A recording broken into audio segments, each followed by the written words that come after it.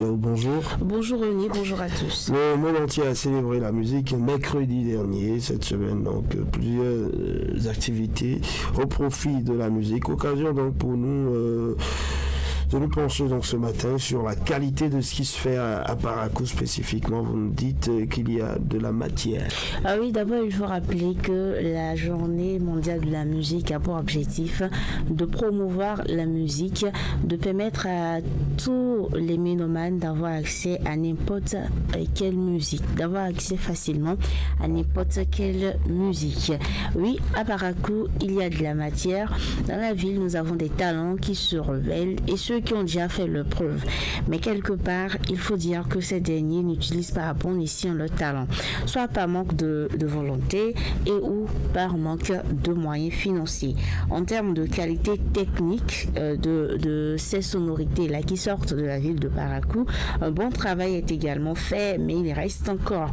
Quand vous écoutez par exemple certaines chansons faites ici à Parakou, produites ici à Parakou, dans lesquelles l'autotune sature, ça veut dire que en termes de qualité, ça reste encore à faire.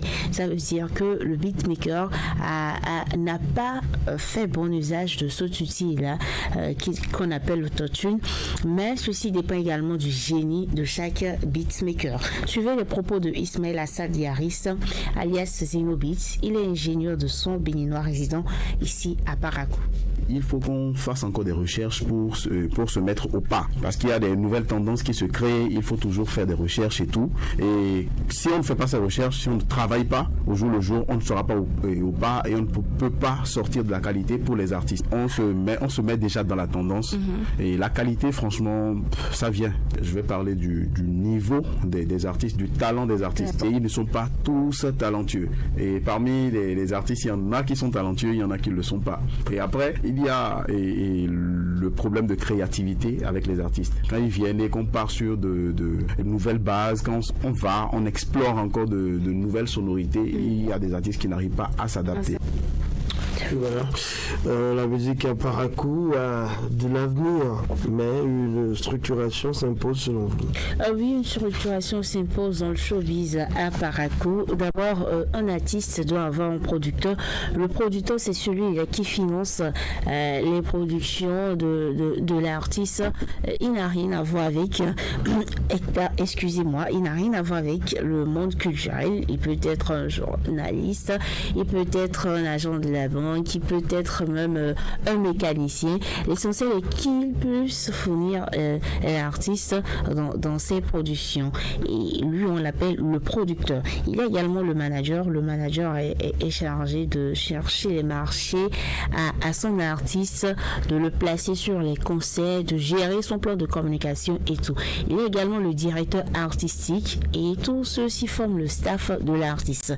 Sans ce staff, l'artiste paraquois ne peut se développer, on va même dire l'artiste béninois, mais sur le plan national, beaucoup d'artistes essaient quand même déjà de respecter cette norme-là, mais ici à Parakou, ça traîne encore, et on en parle depuis des années déjà, mais le phénomène ne change pas, parce que quand un artiste a un staff, il doit partager son cachet avec le staff. Le producteur a sa part, le manager a sa part, l'ingé son a sa part, le directeur artistique a sa part, avant que lui, en tant qu'artiste, sa part ne lui revienne. Mais beaucoup d'artistes ont du mal à accepter cette réalité-là, et du coup travaillent seuls.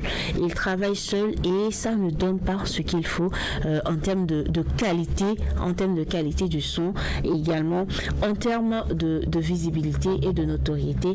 Le résultat n'est pas là. Voilà pourquoi les artistes doivent donc se mettre au pas et se conformer à cette norme-là, avoir un staff pour travailler et vraiment faire évoluer leur musique. Je vais vous laisser suivre les précisions de notre source par rapport au sujet.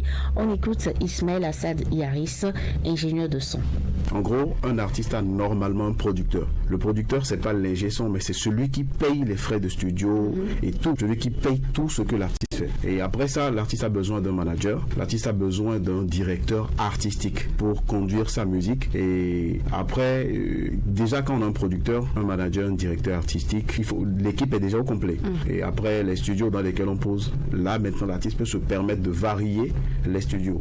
Mais c'est quand on n'a pas de directeur artistique qu'on est obligé de poser toujours dans le même studio. Je reviens toujours aux artistes. Le système, quand on fait un morceau, après il faut la com, et après la com, il faut l'exploitation de la musique. Et ce que généralement beaucoup ne font pas. Quand on finit de faire le morceau, on le sort, et quand le morceau flop, on fait un autre morceau. On ne cherche pas à savoir ce qui a fait flopper ce morceau, et on continue. Alors que quand on sort un morceau, et la façon dont on l'a produit, la façon dont on a fait la com et tout, doit servir d'expérience à l'artiste pour que le prochain morceau soit peut-être un succès plus grand que celui qu'on a fait. Voilà. Merci à vous, Fidélia Biaro. Je crois que c'est tout. C'est tout. C'était la page culture de ce vendredi.